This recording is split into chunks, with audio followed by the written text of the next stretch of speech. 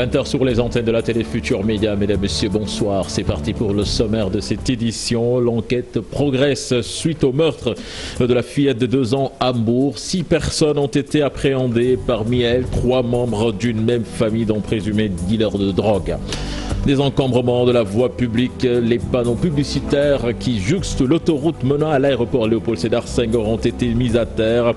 Le sous-préfet de Dakar Plateau en a profité pour annoncer que les dispositions seront prises pour appliquer l'arrêté sur le code des couleurs à la place de l'indépendance.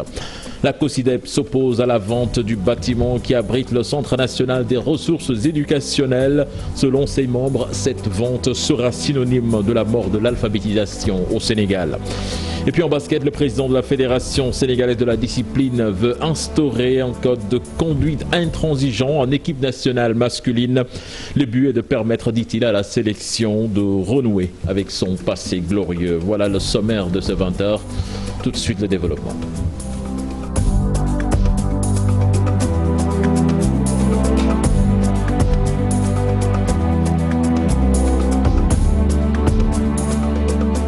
Bienvenue à toutes et à tous. Meurtre d'une fillette de 2 ans à Hambourg. 6 personnes interpellées, parmi elles 3 membres de la famille, dont certains Tchalé, présumés dealers de drogue. Les explications de notre correspondant sur place, Abdourahmane Diallo. Dans cette affaire, de la fille égorgée et emballée dans un sac au quartier Baïdek de Mbour, 6 personnes ont été interpellées par le commissariat de Diamaguène de Mbour. Mais 3 d'entre elles sont impliquées directement dans ce meurtre. Les 3 autres sont des victimes collatérales de cet malheureux événement. L'une essayait d'aider le supposé assassin à enterrer le cadavre. Les 2 autres sont poursuivis pour trafic de chanvre indien. Il s'agit de la mère d'un des supposés assassins et de son frère. Car lors de la perquisition du domicile du grand trafiquant Tchalé, dont le fils est impliqué dans cette affaire de la fille de moins de 3 ans, on a retrouvé du chanvre indien dans les chambres de sa femme et d'un de ses fils. Tchalé est actuellement en prison. Il est poursuivi pour trafic de drogue. Donc sa femme et ses 2 enfants risquent de le retrouver là-bas dans les prochains jours. Actuellement, les 6 personnes arrêtées par les hommes du commissaire Mbaye du commissariat de Diamaguène de Mbour sont toujours en garde à vue. L'enquête n'est pas encore bouclée et selon nos sources, le meurtre a été prémédité. Nous allons à Rufisque. Les sinistrés des inondations de 2005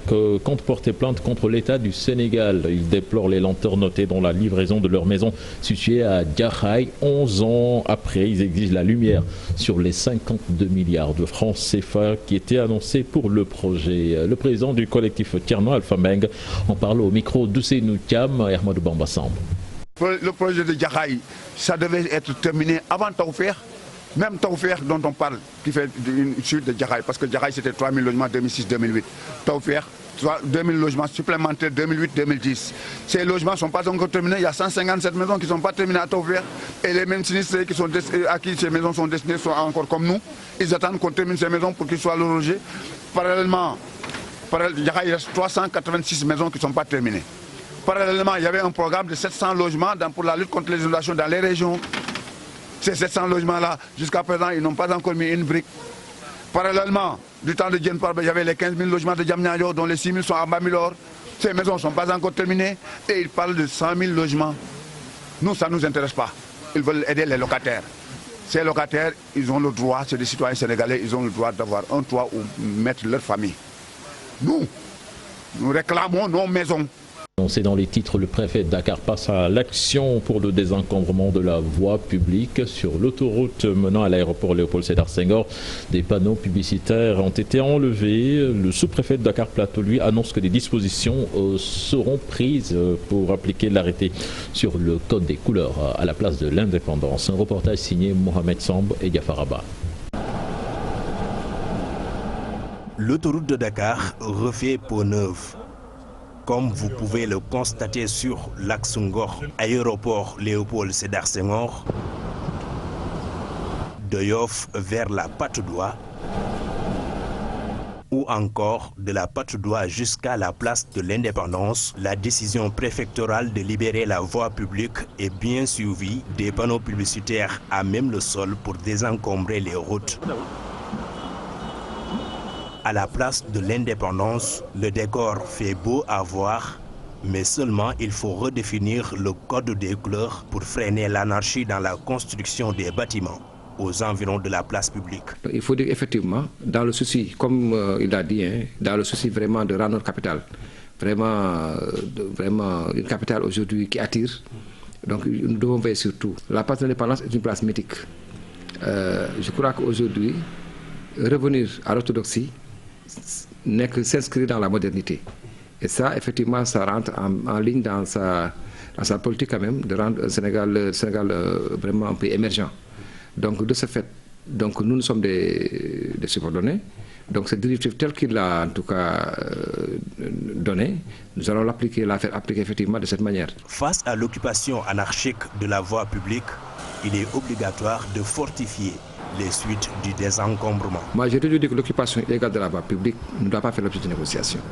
Moi, je me réjouis aujourd'hui, en 2019, en 2020, que cette question puisse être une question nationale, qui sont quand même une perte en termes d'économie à cause des embouteillages monstres, qui sont quand même une perte en termes de sécurité, parce que les risques d'incendie et les difficultés d'intervention, et surtout une perte en termes de santé publique par rapport à la salubrité. Nous allons faire appliquer les choses. Les populations comprennent ce qu'il y a à faire, les collectivités locales savent aussi ce qu'il y a à faire. Je crois qu'aujourd'hui, c'est une directive du chef de l'État, donc vraiment nous l'appliquerons en tout cas avec toute la rigueur. Éradiquer la pollution visuelle et l'occupation anarchique de la voie publique, le chef de l'État fait appel à la participation citoyenne et au changement de comportement, ce pour redonner à la capitale sénégalaise son lustre d'antan.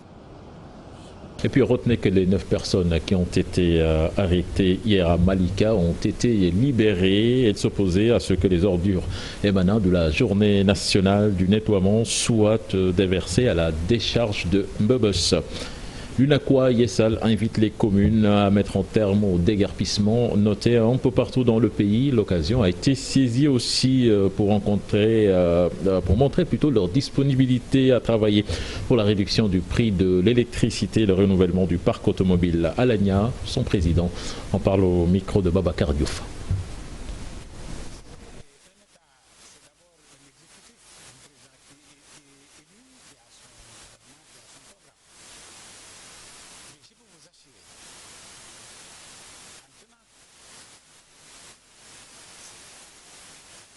Des solutions sur certains problèmes. Il y a des membres qui travaillent avec nous, qui sont des responsables au niveau de l'organisation, qui sont prêts à participer au renouvellement du parc automobile du Sénégal. Automobile.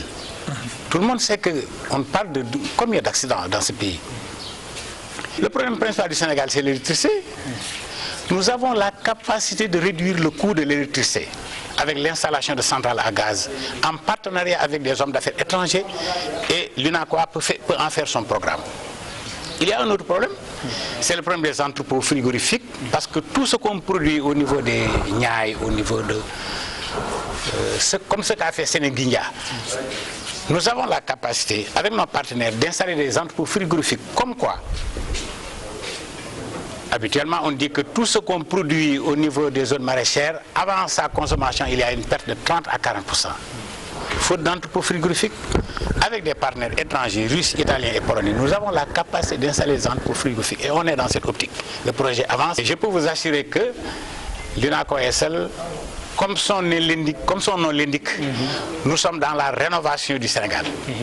COSIDEP dit non à la vente du lieu qui abrite le Centre national des ressources éducationnelles d'un montant de 382 millions à une société. Selon ses membres, cette vente sera synonyme de la mort de l'alphabétisation au Sénégal. La COSIDEP faisait face à la presse. Là-dessus, nous écoutons les explications de Mor Diakhaté, membre de cette organisation, au micro de Pape Faraning et Ababacar Kamara.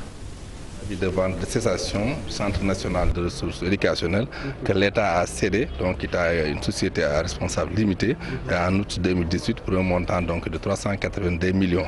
Et nous pensons que le Centre national de ressources éducationnelles est un instrument extrêmement important dans le cadre de la politique nationale de lutte contre l'analphabétisme et de la promotion des langues nationales. Voilà, à l'issue donc de ce point de presse-là, nous avons saisi officiellement donc, le monsieur le président de la République à travers l'aide ouverte pour l'informer donc des enjeux qu'il y a autour donc, de ce Centre national de ressources, mais surtout l'inviter à revenir sur cette décision-là. Nous allons également rencontrer dans les jours à venir le ministre de l'Éducation nationale, et l'Assemblée nationale, le médiateur, mais également les partenaires techniques ou financiers, les têtes de file en matière d'éducation, pour ensemble qu'on puisse trouver une issue heureuse face à cette situation très désastreuse pour le système de l'alphabétisation. Puis en politique, PASTEF a célébré ses 6 ans d'existence en grande pompe. C'était hier et ses militants ont répondu en masse pour fêter l'événement. Ousmane Sonko en a profité pour donner rendez-vous à ses sympathisants en 2024. Habib Faye, Mardien, y était pour nous. 4 janvier 2014, 4 janvier 2020, 6 ans déjà. PASTEF, les patriotes ont fête. Les tricolores ont massivement répondu à l'appel. Ousmane Sonko les rend hommage. Merci beaucoup pour votre soutien. Merci beaucoup pour votre participation au combat patriotique que nous menons. may wax ni nag ñooñu ñëpp ma wax résultat yi ñu am sànq te ma wax ko sànq lii yéen ñi yéen a tax ñu am ko. Vous avez su faire preuve d'ingéniosité. Là où les moyens ont manqué ñu ne poste bi dara newu ci bàyyi ngeen loolu yëpp sacrifié wu jël seeni dërëm ak dërëm daje ko waaye dem defi porte à porte. Vous avez su conquérir le cœur des Sénégalais. Un anniversaire qui coïncide avec la journée nationale du nettoiement prônée par le chef de l'État. Sonko se voit souhaiter l'anniversaire du parti par Macky Sall. Gis ngeen mbokk yi yàlla dafa maandu yàlla kenn du moom li tax ma ne yàlla dafa maandu gis ngeen yooyu yëpp ngeen. Pour nous imiter, le président de la République s'est perdu en choisissant le 4 janvier, jour de l'anniversaire du PASTEF, pour lancer la journée nationale de nettoiement. Occasion pour nous souhaiter joyeux anniversaire. yaa ngi jël sa responsabilité. Selon le leader du PASTEF, l'échéance électorale de 2024 reste leur objectif. Les patriotes venus dans les différentes localités du pays étaient en communion avec leur leader et ont défendu les valeurs du parti. Il n'y a pas de brouille entre Macky Sall et Idrissa Seck. C'est une révélation du journaliste Cheikh Yérim Seck, invité à l'émission Face to Face d'Aïssatou Diop Fall. L'analyste politique s'est prononcé sur le différend entre Abdoulaye Wade et Macky Sall, mais aussi le choix du président Sall concernant sa succession. Nous l'écoutons. Président Macky Sall sañ na moom fi mu toog ne aw ma dauphin yow gëm nga loolu wax boobu. gëmuma loolu man. ah gëmoo ko ndax lan. déedéet. Je ne suis pas d'accord quand le président Sall dit qu'il n'a pas de dauphin. Vous savez, dans son entourage, il y a des gens qu'il souhaiterait voir le succéder. Et ils sont au nombre de 4. Abdoulaye Daouda Diallo, Makhtar Cissé, Mansour Faye ou Cheikh Oumar Anne. Mais si ce n'est pas possible dans son camp, s'il s'agit de l'opposition, c'est Idriss Seck son choix. Je vous dis, il n'y a pas de bruit entre les deux hommes. Et c'est depuis le lendemain de la présidentielle du 24 février. Ils échangent et c'est par l'entremise d'un grand responsable dans le pays.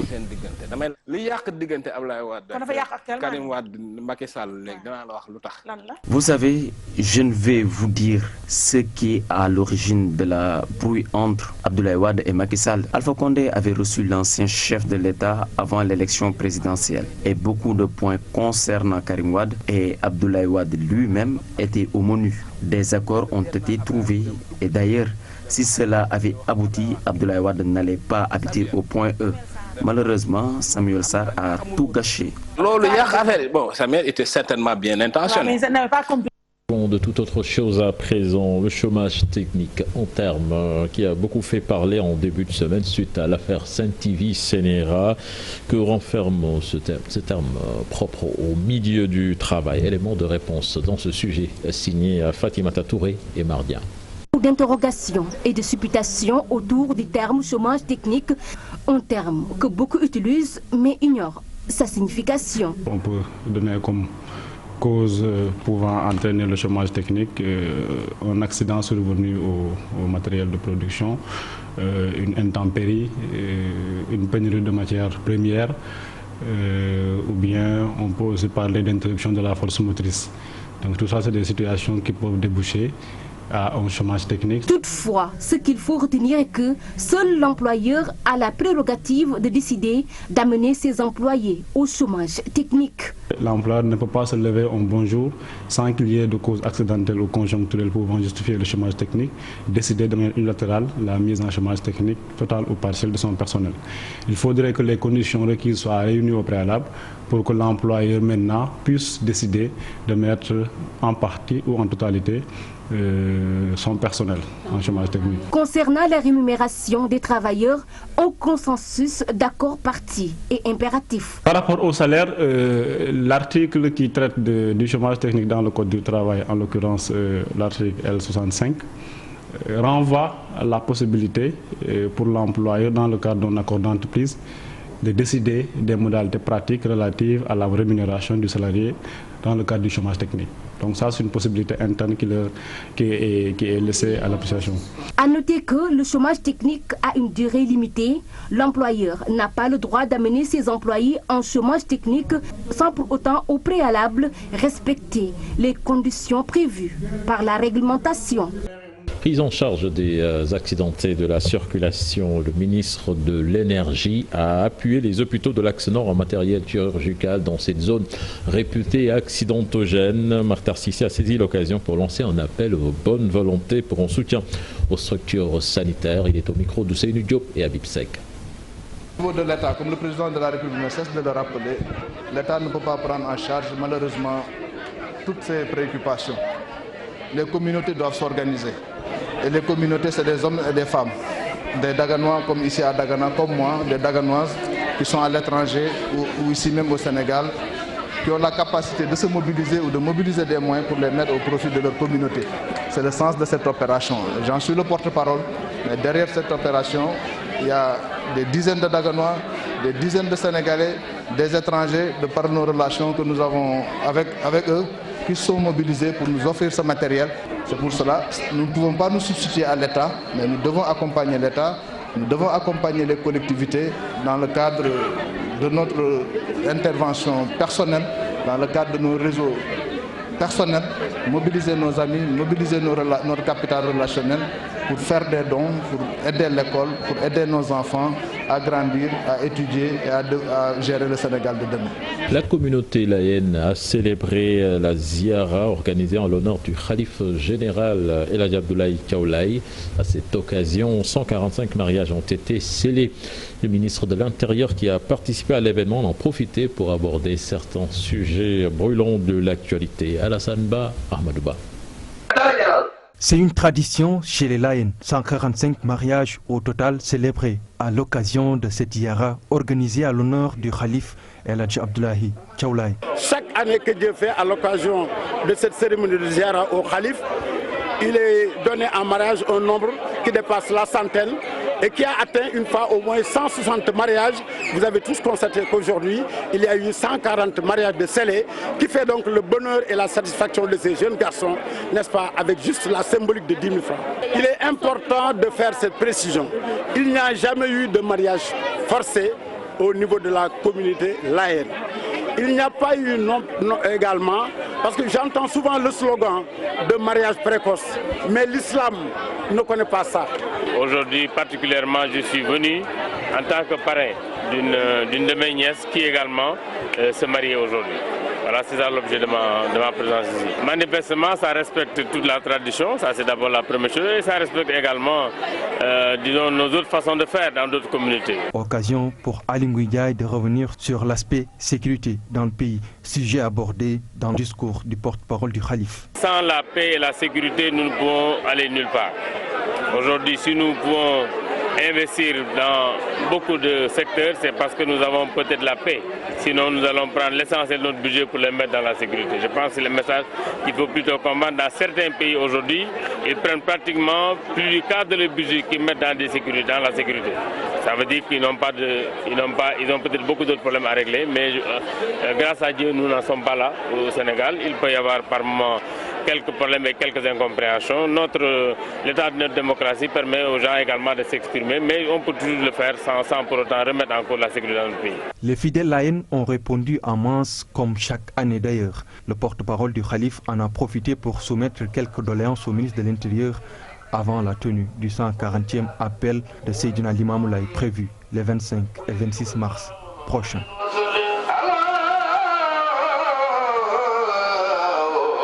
L'actualité internationale, l'Iran répond à Donald Trump suite à sa déclaration qualifiée de crime de guerre. Le président américain met en garde ce pays sur une supposée riposte. Les États-Unis, dit-il, vont frapper 52 sites iraniens en cas de riposte. Pendant ce temps, le Hezbollah au Liban menace le pays de l'oncle Sam. Nous voyons tout cela dans cet élément signé Fatou Kinedem. 3 jours d'hommage en Iran, les cercueils du général Qassem Soleimani et de ses compagnons d'armes sont arrivés dans ce pays. Le gouvernement et l'armée ont réagi aux déclarations du président américain Donald Trump qui a parlé de frappes contre 52 sites iraniens. Ceci en cas de riposte contre l'assassinat de Soleimani. Nous nous sommes assurés de mettre un terme à ces atrocités pour de bon. Certains de ces sites sont très importants pour l'Iran et la culture iranienne, selon toujours le président américain.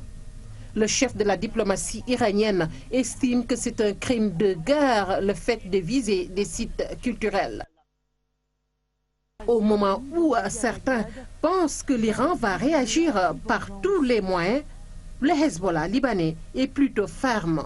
Les Américains vont, entre guillemets, payer le prix de la mort du général Qassem Soleimani. Son chef, Hassan Nasrallah, a appelé ce dimanche à frapper les bases militaires américaines, les navires militaires, chaque officier et soldat dans la région, tout en prévenant qu'il ne fallait pas s'en prendre aux citoyens américains, notamment les hommes d'affaires, ingénieurs, journalistes et médecins.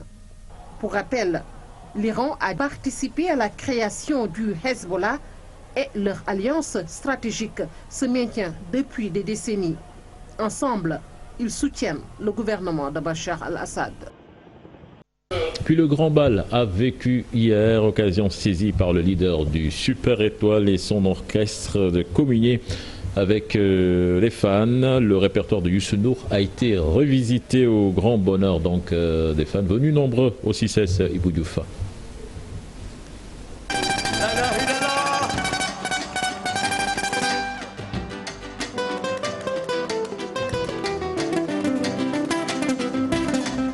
Au début, des sonorités qui sonnent comme un rappel musical.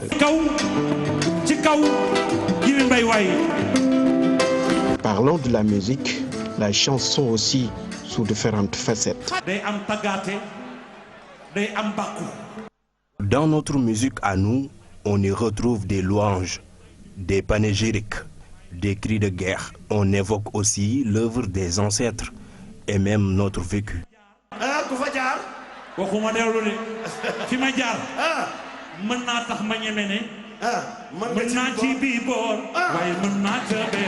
Comme chaque année, le leader du Super Étoile n'a pas manqué de formuler des vœux.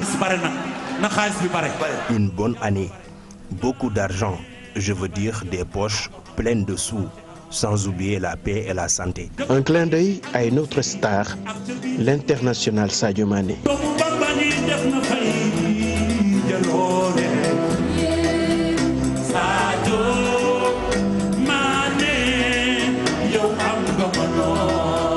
Un classique repris de fort belle manière pour rendre hommage à l'enfant de Bambali. À chaque fois que je reprends une chanson, c'est pour marquer un événement. Cette fois-ci, il s'agit d'un classique dédié à Sadio Mané. Ces sonorités que tout le monde voulait réentendre avec le morceau Naï.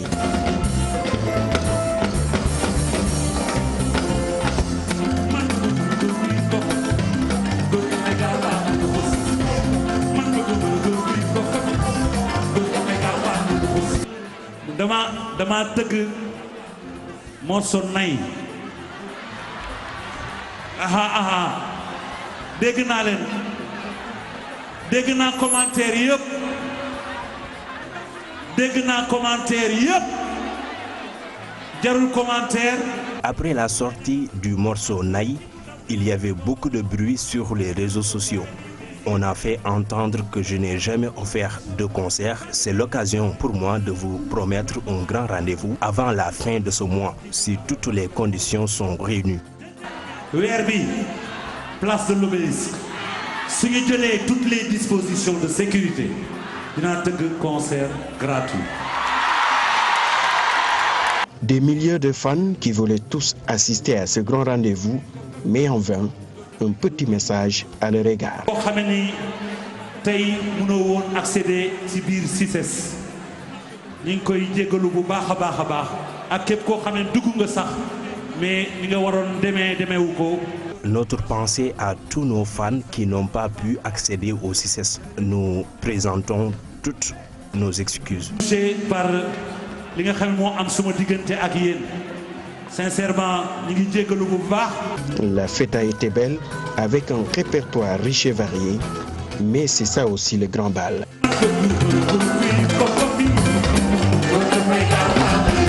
Merci beaucoup. Merci beaucoup. Merci beaucoup. Merci beaucoup. La chanteuse Awali, elle présente son dernier single intitulé Close Your Eyes, un appel à l'amour et à la connaissance de soi. En visite à Dakar, elle a rencontré nos reporters Aïssa Toupaï et Mohamed Diam. Close Your Eyes, un des singles qui compose le nouvel album de Awali. Souvenez-vous, en 2016, Five and a Feather. 4 ans après, la diva ou appelle à la connaissance de soi. Une façon, tu sais, dans la méditation, dans la concentration, dans la prière même, de vraiment écouter, de s'écouter soi, le plus profond de soi. Je ne parle pas de la petite voix, je parle vraiment de son instinct. C'est un hommage à la jeune architecte soudanaise Ala Salah, jeune révolutionnaire aussi, qui avec son chant est monté sur cette voiture et a emmené la foule avec elle pour pouvoir faire qu'il y ait un vrai changement dans son pays.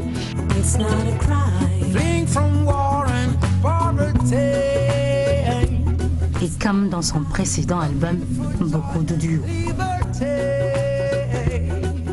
Parce que moi, la création artistique, c'est aussi synonyme de partage, de condivision et d'inspiration avec d'autres artistes. Il y a Arthur H, il y a Delgrès, un groupe qui s'appelle Delgrès que j'adore, de blues, Anne Passeo à la batterie, il y a Mokouyaté à la guitare, et j'ai travaillé avec un réalisateur qui s'appelle Paul-Éric Rouvière. Un album en Wolof, Awa. Wolof, je vais me... comme on dit, mais avec l'accent. Et à quand un duo avec le roi du Mbalar? Le maestro, bien sûr. Je vais jamais dire non, ça va pas. Avec grand plaisir, avec grand joie, ce serait un honneur. Même, je sais qu'il est en concert très bientôt et que ce sera même mon anniversaire. La sortie de l'album en mars 2020. En attendant, Awa fait sa promotion.